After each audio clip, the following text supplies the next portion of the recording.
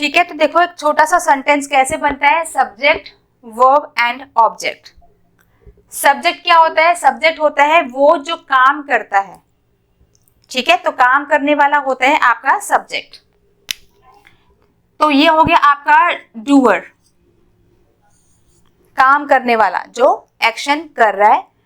Verb क्या होती है, वर्ब है आपका एक्शन, जो भी काम हो रहा है, खाना पीना सोना जागना सोचना, तो वो क्या है आपका, वो है आपका एक्शन। और उसके अलावा ऑब्जेक्ट में कभी कभी एक वर्ड हो सकता है, कभी कभी ज्यादा भी हो सकता है। तो सब्जेक्ट और वर्ब के अलावा जो भी बाकी सेंटेंस होते हैं, जो भी वर्ड्स होते हैं, वो आपके ऑब्जेक्ट में आता है। ठीक है, अब क्या है, सब्जेक्ट क्या होते हैं, दो तरीके के होते हैं। सब्जेक्ट कैसे होते हैं, दो तरीके के होते हैं। एक हो गया आपका सिंगुलर, एक हो गया आपका प्लूरल। ठीक है, अब देखो इसमें भी क्या है, सिंगुलर में क्या होगा, सिंगुलर में एक पर्सन होगा, सिंगल, जैसे आपका।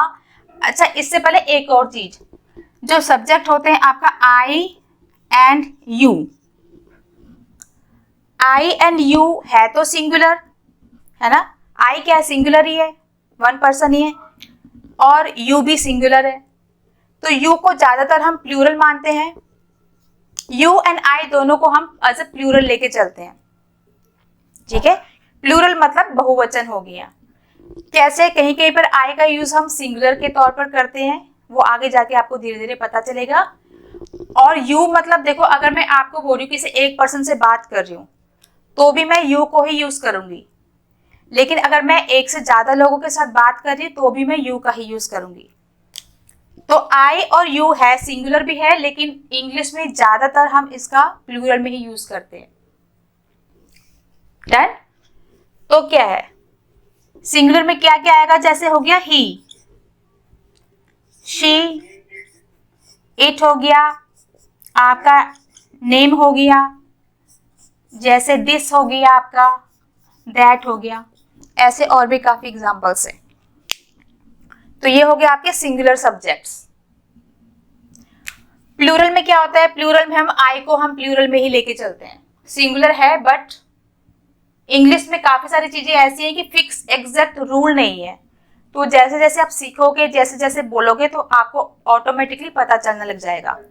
ठीक है, तो ये हो गया आई, वी, यू, दे, दिस का हो जाएगा आपका दीज, दैट का हो जाएगा दोज।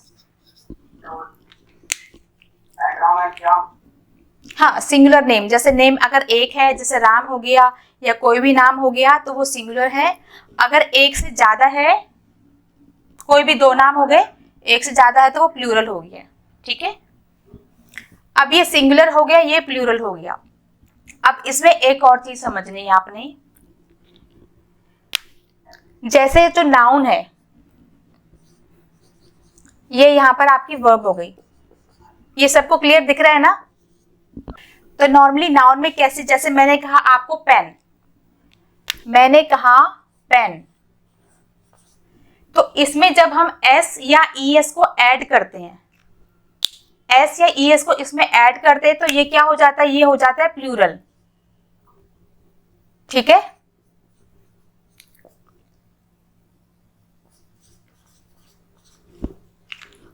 ध्यान से सुनना। नाउन है, नाउन में जैसे मैंने पेन का एग्जांपल ले लिया, पेन, तो अगर मैं पेन की बात करती हूँ नॉर्मल, तो ये हो गया आपका सिंगुलर। ठीक है, क्योंकि वन पेन की मैं बात कर रही हूँ, एक पेन की बात कर रही हूँ।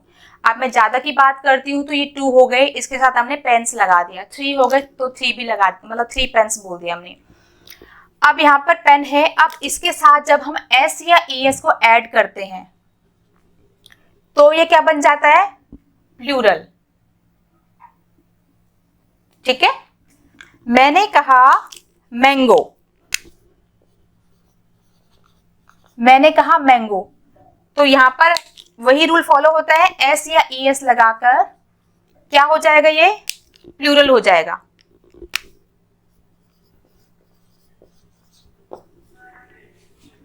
ठीक है, इतना क्लियर है? नाउन में यानी कोई भी चीज है उसमें हम एस या ईएस को जब ऐड करेंगे तो वो बन जाएगा प्लूरल, सिंगुलर से प्लूरल। लेकिन वर्ब में क्या होता है? वर्ब में इसका उल्टा है। वर्ब में क्या होता है? वर्ब में जो नॉर्मल वर्ब होता है, जो नॉर्मल वर्ड होते हैं ना काम के लिए, एक्शन के लिए, जैसे ईट हो गया, स्लीप हो गया, टॉक हो गया, वॉक हो गया, तो ये सारे क्या हैं? मैंने कहा गो, गो मतलब जाना। तो इसमें क्या है? इसमें जब हम एस या ईएस ऐड करते हैं तो ये किसके लिए यूज होता है? तो ये होता है यूज सिंगुलर के लिए।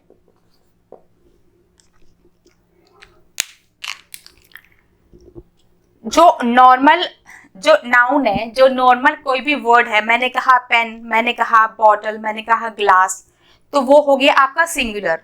उसमें जब आप एस ई एस ऐड करोगे तो प्लूरल बन जाएगा। इतना समझ में आ गया?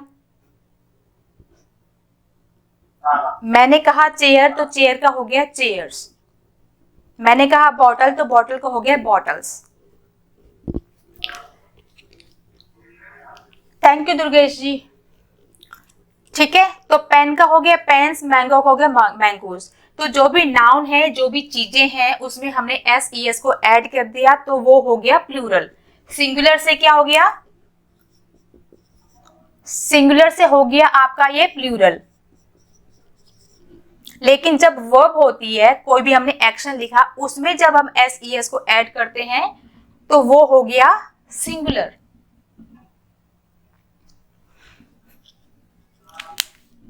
मैंने कहा मैं जाती हूं, मैंने कहा मैं जाती हूं, आई गो। तो ये क्या है? इसको हम एज अ प्लूरल लेके चलते हैं। समझ में आया या नहीं आया?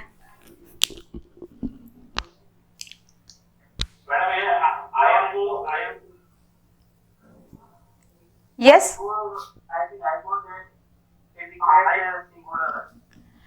आई है तो सिंगुलर, लेकिन मैंने कहा था ना कि आई और यू को हम एज अ प्लूरल लेके चलते हैं। तो आप आई और यू को एज अ प्लूरल लेके ही चलो। जहां पर उसका सिंगुलर का यूज होगा आई का, वो मैं आपको बता दूंगी। लेकिन मोस्टली हम आई को प्लूरल ही लेके चलते हैं, सिंगुलर लेके नहीं चलते। ठीक है, तो मैंने कहा आई गो। अब आई क्या है? प्लूरल है। अब अगर मैं यहां पर देखो ई एस लगा दूं तो ये क्या सिंगुलर है कि प्लूरल है?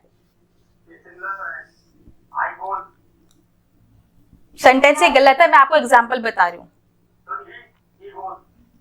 हाँ, अगर मैंने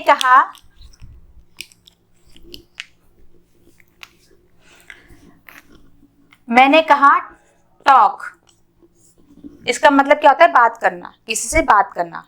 टॉक ये किसके लिए यूज होगा? प्लूरल के लिए। ये होगा यूज प्लूरल के लिए। तो जो भी नॉर्मल वर्ब है, जैसे मैंने कहा गो, ईट, स्लीप, रन, तो जो भी एज ए नॉर्मल वर्ड हैं, जो भी ये एक्शन वर्ड्स हैं, ये सारे ऑटोमेटिकली इसी की फॉर्म में प्लूरल के लिए यूज होंगे, सिंगुलर के लिए नहीं होंगे।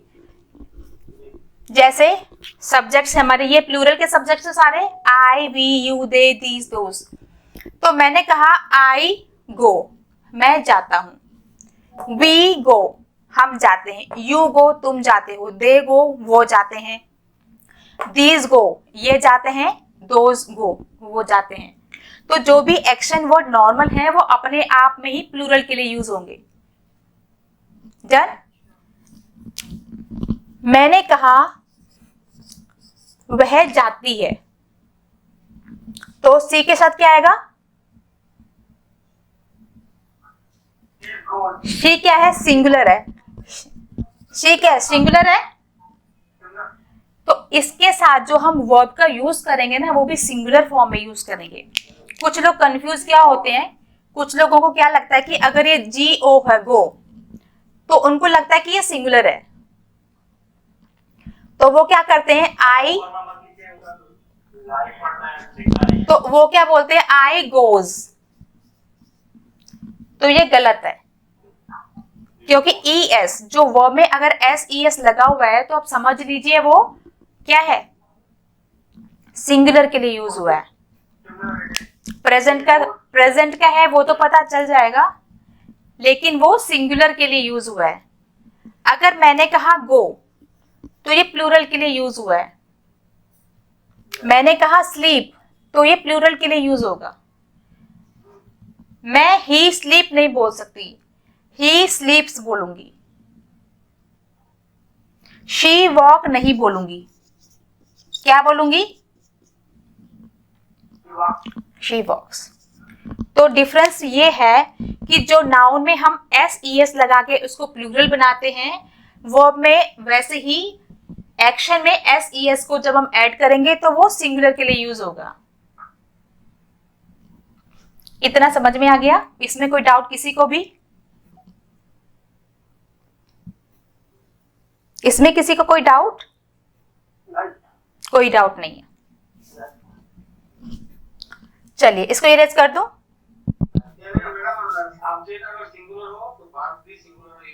हाँ, लेकिन आपने पहचानना ये है कि सिंगुलर कौन सा है, क्योंकि नाउन में तो हर कोई समझ जाता है कि मैंने कहा पेन्स तो पता चल गया कि प्लूरल है, मैंने कहा बॉटल्स तो पता चल गया कि प्लूरल है, मैंने कहा टेबल्स तो पता चल गया कि प्लूरल है।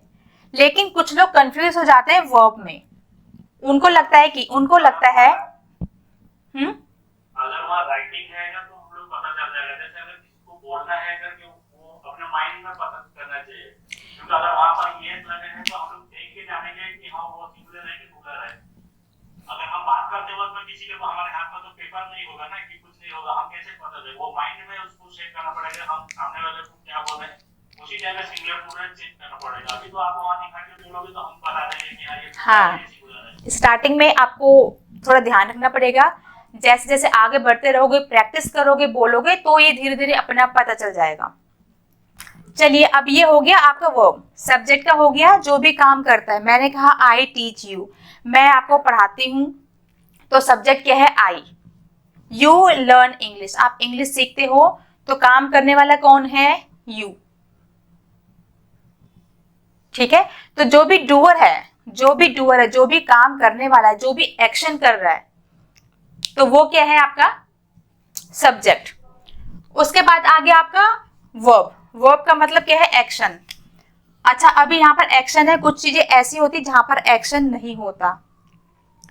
जैसे मैंने कहा आई थिंक, मैं सोचती हूं, तो सोचने का काम हो रहा है, लेकिन ऐसा कोई एक्शन नहीं हो रहा है। वो क्या है, वो माइंड में एक्टिविटी चल रही है, मैं कुछ सोच रही हूँ। या आई फील, मैं कुछ फील कर रही हूँ, तो कोई एक्शन नहीं है। ठीक है, तो होता है, एक्शन भी होता है, लेकिन कुछ चीजें ऐसी होती है जो एक्शन दिखती नहीं है। मेंटली हम कुछ काम कर रहे होते हैं, आई एम थिंकिंग समथिंग, मैं कुछ सोच रही हूँ, तो उसमें कुछ ऐसा फिजिकल एक्शन नहीं हो रहा है, लेकिन फिर भी वो भी एक्शन की कैटेगरी में आता है। तो एक तो हो गया आपका वर्ब, देखो एक हो गया आपका मेन वर्ब, एक हो गया आपका हेल्पिंग वर्ब। मेन वर्ब जो मैंने अभी आपको बताया, जैसे हो गया आपका ईट, आपका हो गया स्पीक बोलना, थिंक सोचना, स्लीप सोना, गो जाना, कम आना, तो ये क्या हो गए आपके मेन वर्ब हो गए, मेन एक्शन हो गए, तो इनको हम बोलते हैं मेन वर्ब। ये हो गई आपके मेन वर्ब, और ये हो गई आपकी हेल्पिंग वर्ब। हेल्पिंग वर्ब का क्या काम होता है, कौन बताएगा?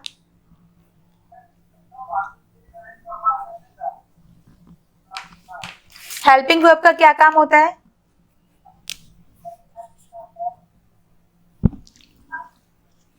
मुझे आवाज नहीं आ रही। यस, इसका नाम है हेल्पिंग वर्ब। ये हेल्प करती है मेन वर्ब की। कैसे करती है?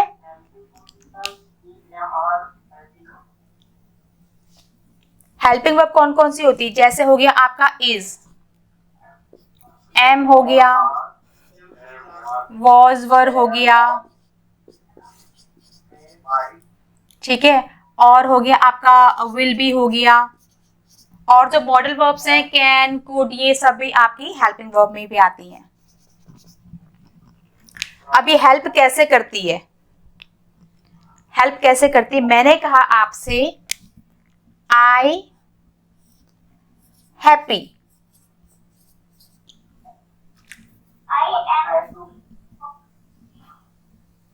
मैंने कहा आई हैप्पी, ठीक है। अब देखो मैंने क्या कहा, हेल्पिंग वर्ब क्या है? Is, am, are, was, were, will be, can. अब यहाँ पर मैंने क्या किया, हेल्पिंग वर्ब को नहीं लगाया, मैंने कहा आई हैप्पी, आई हैप्पी, मैं खुश हूं। अब हालांकि यहाँ पर ये स्टेट बता रही, यहाँ पर एक्शन नहीं है, एक्शन नहीं, यहाँ पर मैं आपको सिर्फ इसका एग्जांपल दे रही हूँ कैसे होता है।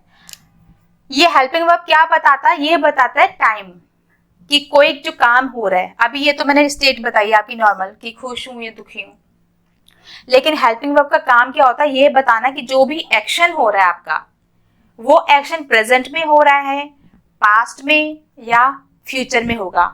अब मैंने यहाँ पर सिंपल से लिखा हुआ है आई हैप्पी, तो अगर मैं यहाँ पर बोलूं कि आई एम हैप्पी, तो हो जाएगा कि मैं खुश हूं।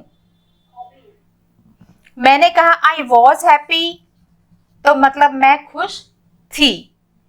मैंने कहा आई विल बी हैप्पी, तो हो जाएगा मैं खुश होऊंगा। तो क्या किया हेल्पिंग वर्ब ने? हेल्पिंग वर्ब एक तो बताता है आपका टेंस बताता है, टाइम बताता है कि कोई एक्शन प्रेजेंट में हुआ, पास्ट में हुआ या फ्यूचर में होगा। मैंने कहा आई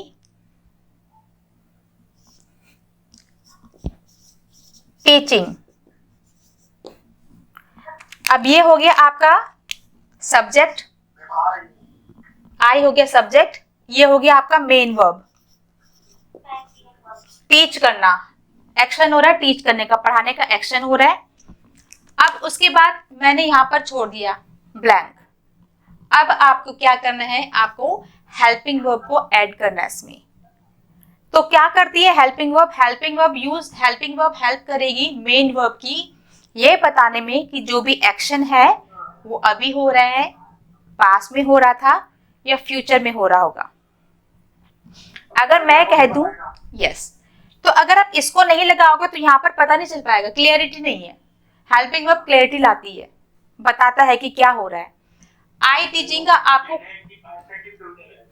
यस, अभी आपको कुछ पता नहीं चल रहा होगा कि मैं क्या बोलने वाली हूं। मैंने कहा आई टीचिंग, चल रहा पता? नहीं चल रहा पता। अगर मैं कह दूं कि आई एम टीचिंग, तो क्या हो जाएगा कि मैं पढ़ा रही हूं। आई वॉज टीचिंग हो जाएगा या आई विल बी टीचिंग। तो क्या किया हेल्पिंग वर्ब ने? हेल्प करी, यस।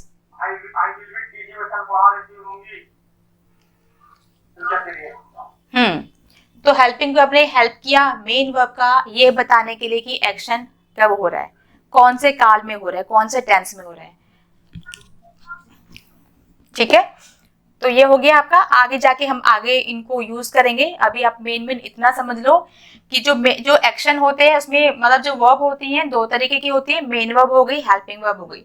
मेन वर्ब में ये सारी चीजें आ गई आपकी, हेल्पिंग वर्ब में इज एम आर आ गया और आगे मॉडल्स भी आ गए, मॉडल वर्ब जैसे कैन हो गया आपका, कुड हो गया, मे माइट हो गया। तो ये भी हेल्पिंग वर्ब में उसी कैटेगरी में आता है, ये वो भी हेल्प करता है आपका। ठीक है, मेन वर्ब का। जैसे मैंने कहा I can go, yes I can go, तो ये जो गो मेन वर्ब है ना, ये कैन क्या कर रहा है? इसकी हेल्प कर रहा है ना। ठीक है, यस। और बाकी की जो चीजें हैं वो आ जाएगा आपका ऑब्जेक्ट में।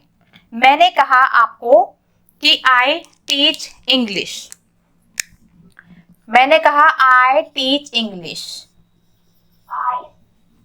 ठीक है, तो आई सब्जेक्ट हो गया, टीच हो गया आपका वर्ब और इंग्लिश हो गया आपका ऑब्जेक्ट।